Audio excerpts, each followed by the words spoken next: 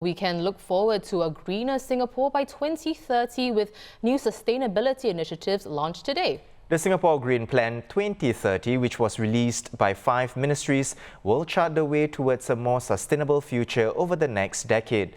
The wide-ranging plan cuts across all sectors of society, ranging from infrastructural development, research and innovation to training programs. Well, in a 15-minute video, ministers helming the 5 ministries shared details of the Green Plan, which have 5 pillars supporting it.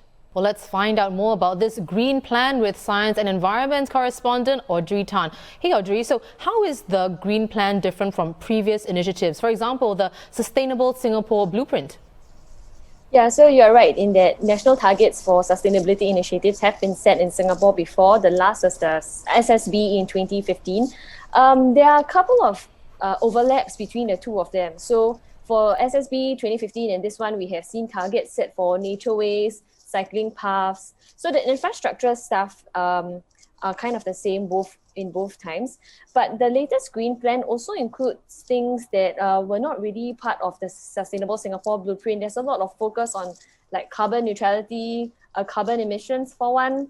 This is something that is not reflected in the Sustainable Singapore Blueprint, and also a lot of other things related to how people behave. For instance, like there are plans for 75% mass public transport target for 75% of people to take their transport on public transport, for instance, and also some things along those lines.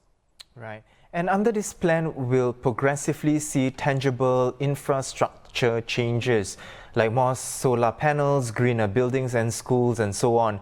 But what about the quantifiable markers for intangible results?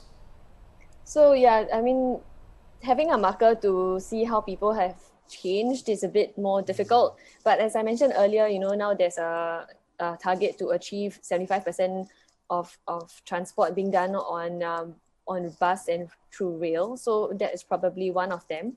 The Green Plan also includes programs to increase people's awareness. So there's a new eco-stewardship program that's supposed to be launched in schools, and also training programs to help SMEs develop capabilities in the sustainability sector.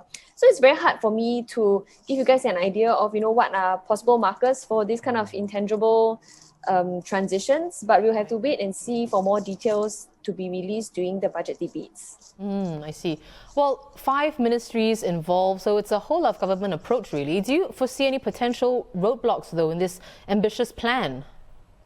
No, I think as the COVID-19 pandemic has shown us, I think the government working together has the capability of achieving what they set out to achieve.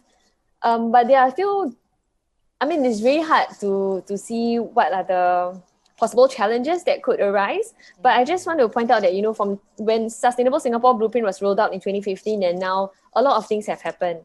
So you have the COVID-19 pandemic, you have had growing global awareness about climate change. You have also seen Singapore setting out its target to achieve net zero emissions as soon as possible. So there's a lot of new developments in this space that has happened since 2015.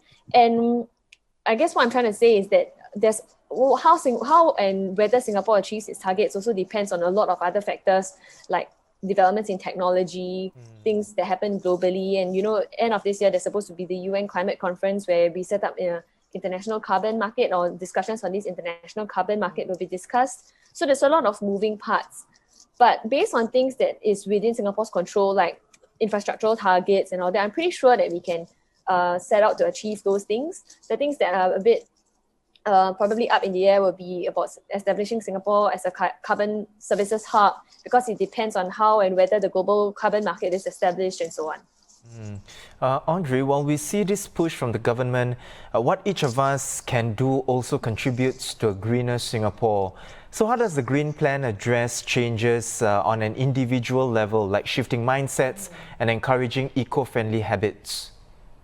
So one of the programs I can think of the top of my head, looking at the Green Plan today, is that there's going to be a new eco-stewardship program in the schools. And also in schools, I think there are plans to increase things related to sustainability that's inculcated in students there.